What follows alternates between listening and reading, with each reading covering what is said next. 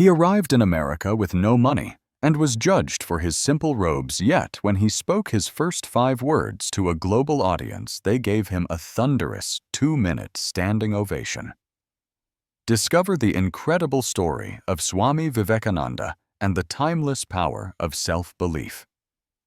To continue learning with inspiring stories like this one, subscribe to our channel and turn on all notifications so you never miss our next video. Imagine for a moment a young boy.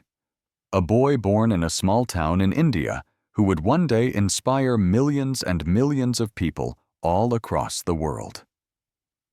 He would touch their hearts with his wisdom, his courage, and his deep love for all of humanity.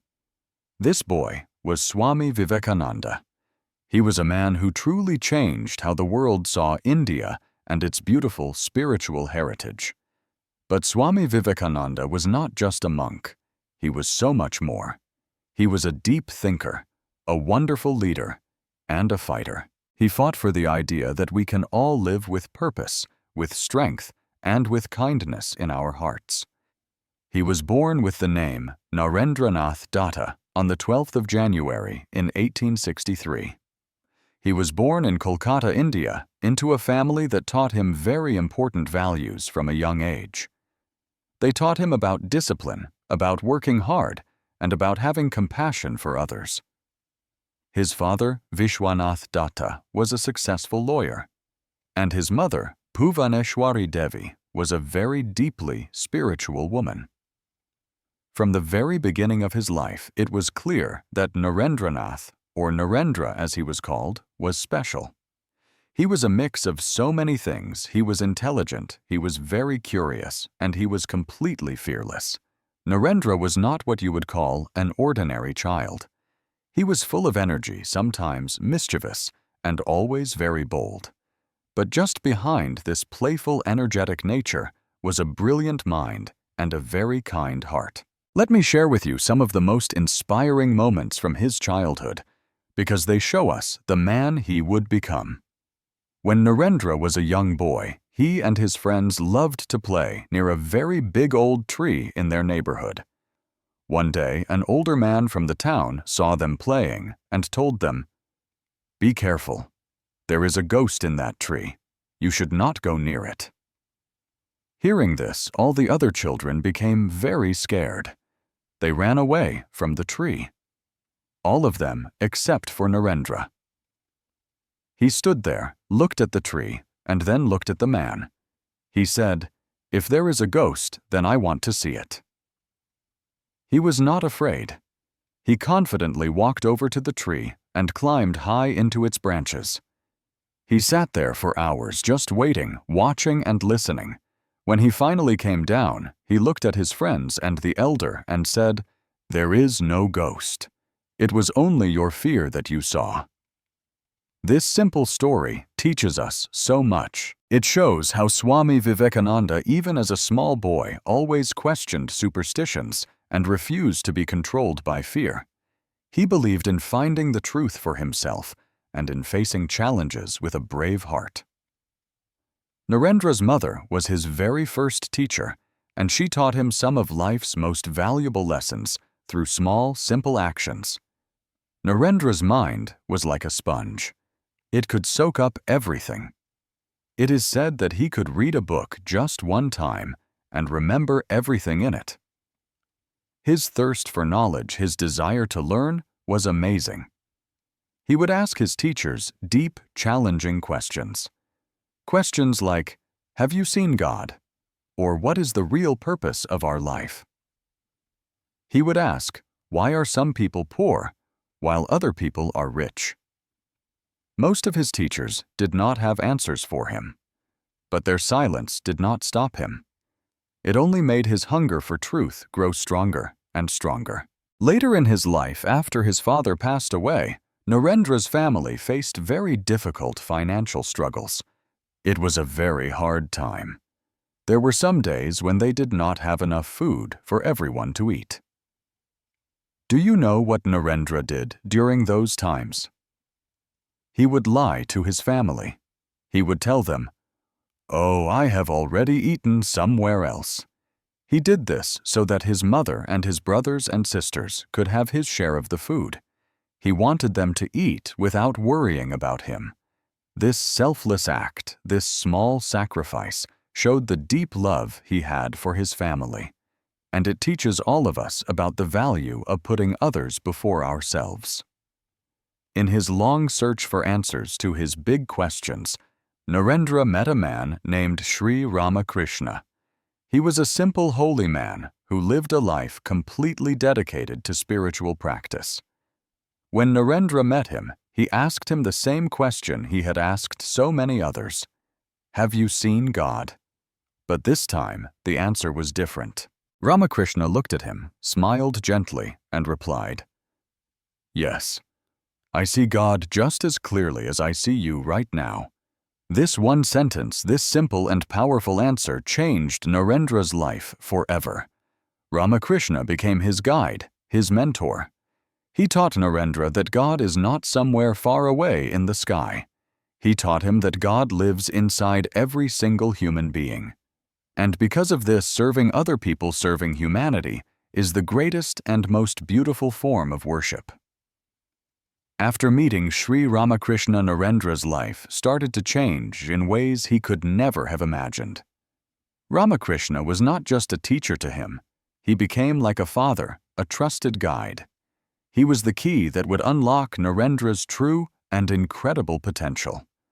But before we talk about his transformation into the great Swami Vivekananda, let's explore a few more stories that show us the kind of man he was. Even as a young man, Narendra had this incredible deep passion for reading. He would sit for hours and hours completely lost in books about philosophy, science, history, and spirituality. There is a famous story about him. I'm at the library. He once borrowed a set of very large books from a library, and the librarian saw that he returned them the very next morning. The librarian did not believe him. He asked, Did you really read all of these books already? Or did you just look at the pages? Narendra smiled confidently and replied, Sir, please ask me anything from these books. The librarian was skeptical, but he began to ask questions. And he was completely shocked when Narendra answered every single question correctly, sometimes even quoting the books from memory.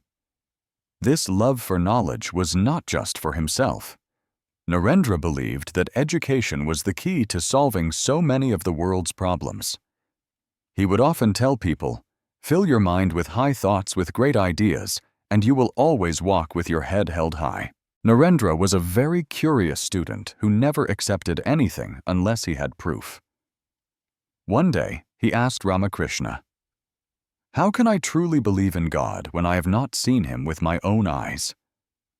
Ramakrishna smiled his kind smile and said, Close your eyes and meditate. If you are sincere, you will feel God's presence inside of you. At first, Narendra was not sure, but he trusted his teacher. He spent more and more time with Ramakrishna practicing meditation, and he started to experience something very profound, something deep inside him. He began to realize that God was not just in temples or in old books. God was in every living being. This realization shook him to his core. Ramakrishna also taught him the importance of serving humanity. If you truly want to find God, Ramakrishna said, then serve the poor, serve the hungry, and serve the needy. That is the greatest worship of all. These powerful lessons became the foundation, the very base of the mission that Swami Vivekananda would later carry all over the world. Narendra's friends were often amazed by him. They would ask Narendra, How do you remember everything that you read? He told them his secret. It was focus, complete focus. He would read with such deep concentration that nothing in the world could distract him. One time, while he was studying, his friends were talking and laughing very loudly right next to him. When they finally stopped, they asked him if they had disturbed his studies. Narendra looked up surprised and said, "I'm sorry, I didn't even hear you." His amazing ability to focus became one of his greatest strengths. It helped him to achieve incredible things later in life. He believed that with true focus, any person could overcome any challenge. As Narendra grew older, his popularity also grew. Many people admired his brilliant mind and his magnetic personality. One day, a very wealthy woman approached him. She said, "You are so brilliant and so handsome. Will you marry me?" Narendra looked at her, and with a kind smile he replied, "I am sorry, but I am already married. I am married to truth and to knowledge." The woman was shocked, but she was also deeply inspired by his incredible dedication to his path. This story shows us just how committed Narendra was to his mission. He did not let distractions or temptations pull him away from what he felt was his life's purpose. After his beloved teacher Ramakrishna passed away in 1886, Narendra felt completely lost. It was a time of great sadness and confusion for him. But soon he realized that his mentor had prepared him for a greater mission. He knew what he had to do. Along with Ramakrishna's other disciples, he decided he would spread his teacher's powerful messages to the world. To dedicate his entire life to this cause, he renounced all worldly things, money possessions, family attachments, and he took a new name, Swami Vivekananda. But life as a wandering monk was not easy. He often walked from one village to another, with no money, often with no food, and with no place to stay for the night. Yet through all the hardship, he remained determined. When people insulted him or turned him away, he did not become weak. He only grew stronger. He believed, and he would say, "Strength is life. Weakness is death." Then, in the year 1893, something amazing happened. Swami Vivekananda received an invitation to represent India and its spiritual traditions at the World's Parliament of Religions in Chicago, America. This was his chance. This was the moment to share India's ancient spiritual wisdom with the entire world. But there was one very big problem. He had no money to pay for the long journey. So what did he do? Swami Vivekananda wrote letters to his followers and his friends asking for their help. People responded with love. Some people donated a little money. Others gave him warm clothes and other supplies for his trip. With their support, he finally boarded a ship and set sail for America. The journey itself was not easy. On the way, he faced racism and discrimination. He even experienced hunger. But Swami Vivekananda never complained. He kept his mind focused on his goal to make the world understand and respect India's rich spiritual heritage. While he was on the ship, a fellow traveler asked him a question. He said, "Why do you always speak so kindly to other people, even to those who insult you?"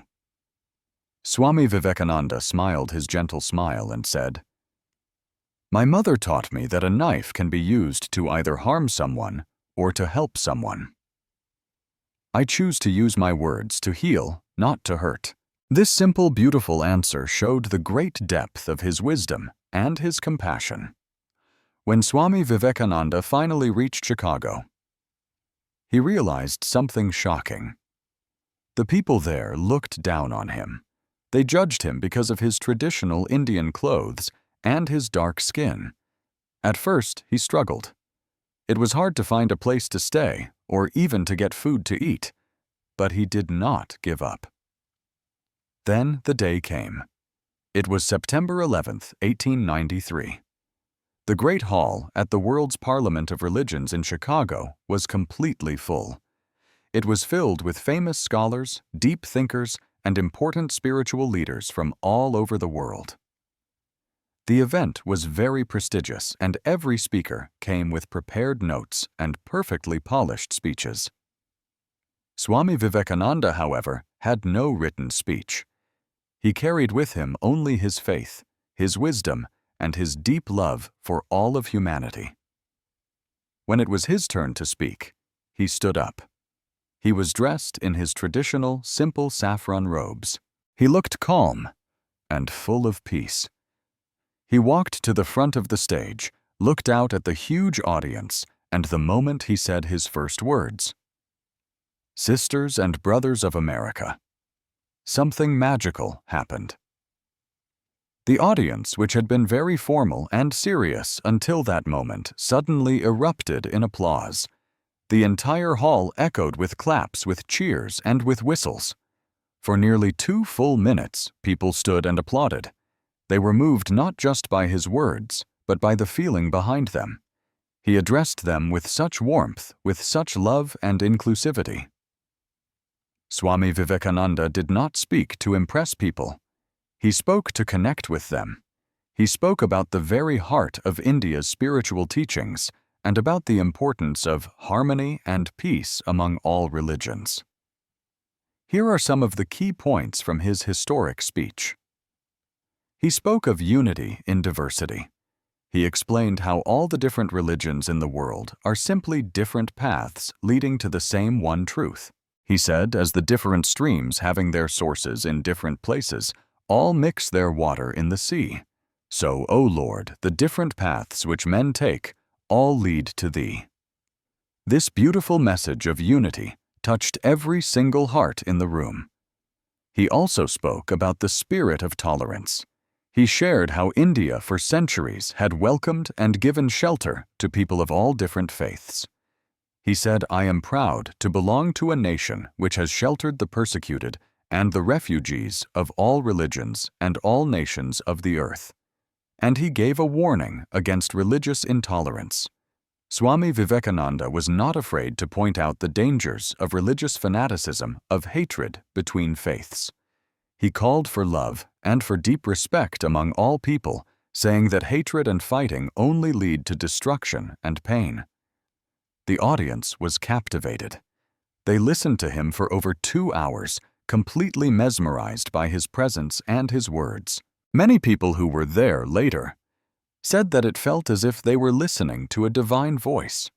Some people even had tears in their eyes, feeling so inspired and humbled by what they had heard. After that one speech, Swami Vivekananda became an instant celebrity in America. Newspapers all across the country praised him. They called him a spiritual genius and the voice of India. People from all walks of life, doctors, lawyers, workers, mothers, all wanted to meet him, to learn from him, and to understand more about India's deep spiritual heritage. His calm way of being, his sharp mind, and his magnetic personality made him a favorite among everyone. It was not just what he said, it was how he made people feel. He gave them a feeling of hope, of strength, and a brand new way of looking at the world. Before Swami Vivekananda's speech, many people in the West had a very narrow and often negative view of India.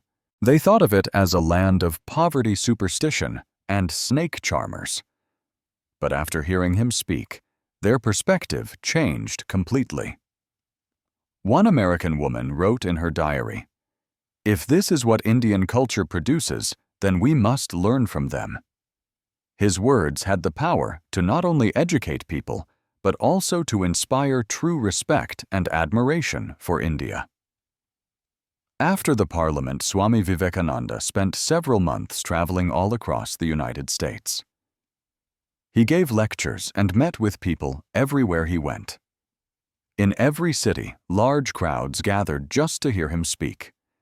He talked about so many important topics like the importance of self-confidence, the need to rise above our own selfishness and greed, and the great value of helping other people. He also gave simple yet very profound teachings. Teachings like, take risks in your life. If you win, you can lead. If you lose, you can guide. People would often ask him, "Swami, how can we live a good life?" He would reply with a simple answer. The best way to live is to serve others. Love and service are the highest forms of worship. And while Swami Vivekananda was admired by so many, not everyone welcomed him warmly. Some teachers and religious leaders in America felt threatened by his growing popularity. They tried to discredit him. They spread false rumors and told lies about him. But Swami Vivekananda never reacted with anger or with hatred. Instead, he would smile and say, "Criticism is the price of greatness. It only makes me stronger." One evening, after a long day of giving lectures, Swami Vivekananda was walking in a park. He saw a poor man sitting under a tree, shivering in the cold air. Without a moment of hesitation, the Swami took off his own shawl, the one that was keeping him warm, and he gave it to the man. He said, "You need this more than I do." This small, simple act of kindness touched everyone who saw it. It showed that Swami Vivekananda's greatness was not just in his powerful words, it was in his everyday actions. Swami Vivekananda believed deeply in the power of young people. He often said, "You are the creators of your own destiny. Believe in yourself and you will be unstoppable." When someone asked him for his advice to the youth, he replied, "Be fearless, work hard, help others." He encouraged them to dream big dreams and to never ever give up, no matter how hard life gets. After winning the hearts of the people in the West, Swami Vivekananda knew that his mission was far from over. His journey was not just about inspiring people in other countries. It was about transforming all of humanity, and especially about awakening the sleeping spirit of his beloved home, India. He returned to his homeland in 1897. He was greeted by thousands and thousands of people who saw him as a true hero, a symbol of strength and a source of wisdom. Swami Vivekananda was deeply pained by the poverty, the suffering, and the lack of self-confidence he saw in his own country. But he believed so strongly in the potential of every single Indian. At a large gathering, he stood up, and his voice thundered with passion. "Arise, awake, and stop bump not until the goal is reached." This simple yet incredibly powerful call to action became a mantra, a guiding phrase for the youth of India. He urged people to break free from superstition, from fear, and from passivity. He said, "You are the makers of your own destiny. Stand up. Be strong and take responsibility for your life." Swami Vivekananda believed that education was the key to India's revival. But for him, true education was not just about books and degrees from a university. He said education is the manifestation of the perfection already in man. This means that education is about bringing out the goodness and greatness that is already inside every person. He dreamed of an India where every child, boy, or girl had the opportunity to learn to grow and to achieve their own greatness. Swami Vivekananda had a special way of explaining life's deepest truths in the simplest and most profound words. Some of his greatest teachings include these ideas. First, focus on the present moment. He said, "Do one thing at a time, and while doing it, put your whole soul into it to the exclusion of all else." He taught people to stop worrying so much about the past or the future and to focus all of their energy on what they are doing right now. Second, embrace challenges. He taught in a day when you don't come across any problems, you can be sure that you are on the wrong path. He saw obstacles not as things to be afraid of, but as opportunities for us to grow stronger. Third, be fearless. He constantly reminded people that strength is life, weakness is death. He believed that fear is our greatest enemy. And fourth, be a lifelong learner. He said, "Learn as if you were to live forever." Swami Vivekananda believed that every single day is a new opportunity to learn something and to grow as a person. Swami Vivekananda did not just preach these ideas, he lived by his words every single day. One of the most inspiring stories from his life happened during a lecture in Kolkata. A young man came up to him afterward and said, "Swami, I want to achieve greatness in my life, but I just don't know how." Swami Vivekananda smiled his kind smile and replied, "Take up one idea. Make that one idea your life. Think of it, dream of it, live on that idea. Let your brain, your muscles, your nerves, every part of your body be full of that one idea and just leave every other idea alone. This is the way to success." The young man took his advice to heart. He followed it exactly, and he later became a very successful businessman who always credited Swami Vivekananda for completely changing his life. Swami Vivekananda believed that spirituality was the foundation of a strong and happy life. But for him, spirituality was not about empty rituals or ceremonies. It was about three things: service, love, and selflessness. He often said, "You have to grow from the inside out. None can teach you, none can make you spiritual. There is no other teacher but your own soul." He practiced what he preached. Once during a terrible drought, Swami Vivekananda worked day and night without rest to help distribute food and water to the starving villagers. When someone asked him why he was working so hard, he replied simply, "Serving others is the greatest worship." Many people wondered, how did Swami Vivekananda manage to do so much in his life? What was his secret? He once revealed it. He said, "The secret of life is to have no fear and no distractions. Be fully present in everything you do." He also emphasized the importance of discipline and focus. "Think deeply," he said, "but do not overthink. Worrying does not solve problems. Actions do. Work hard and trust that the results will come." As Swami Vivekananda traveled all across India, he continued to inspire millions of people. His health, however, began to get worse because of his constant work and travel. Despite this, he never stopped. He believed that his mission was far more important than his own comfort. He told his disciples, "It is not life that matters, but the courage you bring to it. Even if I die tomorrow, my work will live on." On the 4th of July, 1902, Swami Vivekananda passed away. He was only 39 years old.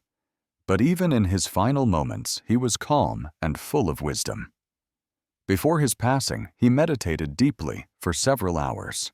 He told his disciples who were gathered around him, "I have done my work. Now it is time for me to leave. Be strong. Be fearless and serve others." Swami Vivekananda's life was short, but his impact on the world is eternal.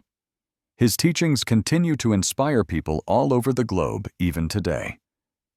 He showed us all how to live a life of courage, of compassion, and of purpose.